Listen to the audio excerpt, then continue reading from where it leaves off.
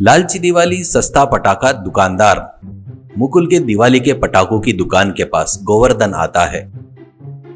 अब मुकुल से गोवर्धन, कल मैं बॉम्ब लेकर गया, एक भी नहीं फूटा, सब फुस्सी निकले, क्या है ये सब? कहता है तो मुकुल, ये धोखा नहीं है, ये तेरी किस्मत है। तू फोड़े सो बॉम्ब का आवाज नहीं आया तो मैं क्या करूं? और वैसे भी मेरे जैसा ईमानदार कहीं नहीं मिलेगा। और देख यार, मैं तेरे लिए कितने धूप में बेच रहा हूँ और ये पटाखों को भी धूप दिखा रहा हूँ, देख। ऐसा कहता है तो गोवर्धन, इस गांव में तेरे हलकटपना लालच के बारे में किसको नहीं पता। टेंट डाले तो पैसा लगता करके टेंट भी नहीं डाला, उतना पागल है तू। उसके लिए बड़ा हमारे लिए उद्धार किया जैसे पोज मार रहा है। तू ऐसे ही फंसाता गया तो कभी भी तेरा भला नहीं होगा रे, करके गुस्से से गाली देकर चला गया। इतने में मुकुल का असिस्टेंट नंदू एक हरे रंग का धागा लेकर आता है। अब मुकुल से नंदू, भैया अर्जेंट में धागा क्यों खरीद कर लाने को बोले? ऐसा करता है मुकुल, सुन रहे, हाइड्रोजन बम को हरे रंग का धागा लपेट देना, उसी हरे रंग के धागे को अपन छोटे फटाके को लपेटेंगे और मिनी हाइड्रोजन बम करके एक एक फटाके को 10 रुपए के हिसाब से बेच डालेंगे। अगर बराबर बेचे तो एक पैकेट पर 2000 बचेंगे रे। ऐसा कहता है तो नंदू, भैया लोगों के साथ में वैसा धोखा किया तो फिर कभी जिंदगी में अपने पर विश्वास नहीं करेंगे भैया। ऐसा कहता है मुकुल, देख भाई, जब से मुझे समझ आई है ना, तब से धोखा देते ही जी रहा हूँ, पर लोग धोखा खाने के लिए हमेशा तैयार ही रहते हैं। इसलिए तू ज्यादा मत सोच, पहले घर जाकर पहले दूसरे गांव से 4 लोगों को बुलाकर इन फटाकों के ऊपर धागा लपेटने के काम पे लग जा। ऐसा कहता है। इससे नंदू वहां से जो सामान चाहिए वो लेकर अपने घर पर 4 लड़कों को बुलाकर उनको वो लपेटने को कहता है। ऐसे ही रहते हुए लोगों को दूसरा रास्ता नहीं रहने से, क्वालिटी वाले नहीं है पता रहने के बाद भी कुछ बॉम्ब खरीद कर जा रहे थे। उसके बाद छोटा पटाखा हाइड्रोजन भी रखने से वो वैरायटी जैसा है करके बहुत बिक रहे थे। ऐसे ही बिकने से मुकुंद को और एक दलिद्दर आइडिया आता है। इससे तुरंत उस गांव के मटके बनाने वाले सांबा के पास जाता है।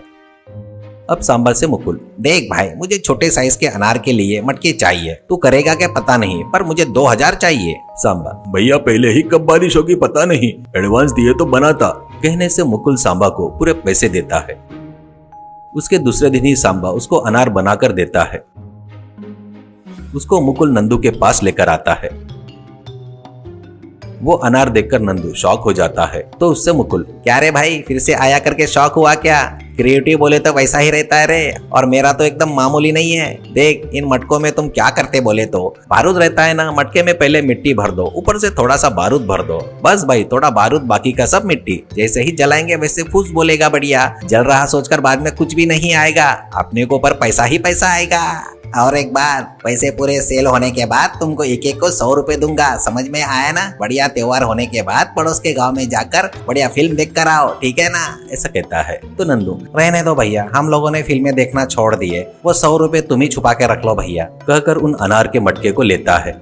उसके बाद उसमें बारूद को मिट्टी से भरकर उनको तैयार करना शुरू करते हैं। ऐसे वो तैयार होने के बाद शॉप में ले जाकर रखते हैं। लोग भी नया है बोलकर उसको खरीद कर जा रहे थे, पर वो घर जाकर जलाने के बाद वो 3 सेकंड जलकर एक ही बार में फुस बोलकर बुझ रहे थे। इससे कुछ लोग उसको फोड़कर देखते हैं तो उसमें पूरी मिट्टी दिखाई देती है। अब सब लोग देखकर उसके उस धोखे के बारे में पता चलकर सब लोग मुकुल के दुकान पर आते हैं।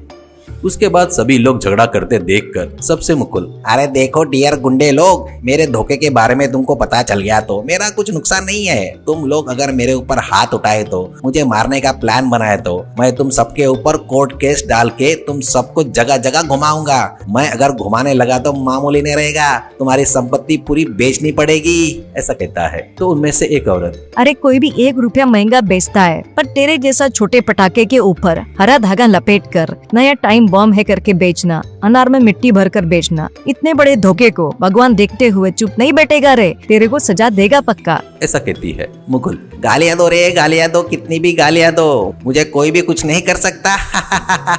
कुछ भी नहीं कर सकता रे, करके हंसता है। इतने में काले बादल छाकर जोरों से बारिश शुरू हो जाती है। बस टेंट भी नहीं रहने से मुकुल के दुकान में दिवाली में जो सामान फटाके थे वो भीगकर खराब हो जाते हैं। वो देखकर मुकुल घबराते हुए बॉम्ब को जमा कर रहा था। उसको देखकर सभी लोग खुशी से डांस कर रहे थे। अब मुकुल से एक व्यक्ति, अरे तू जमा करके कोई फायदा नहीं रे, एक बॉम्ब भी काम नहीं आएगा तेरा। टिंकू को लंबे ने मारा तो लंबो को माता रानी ने जम के धोया रे। अब जमा कर ले रे, जमा कर ले, फायदा पूरा ले ले रे बेवकूफ कहीं के। कहकर सभी लोग उसके दुकान के आगे उसी बारिश में डांस करते हैं।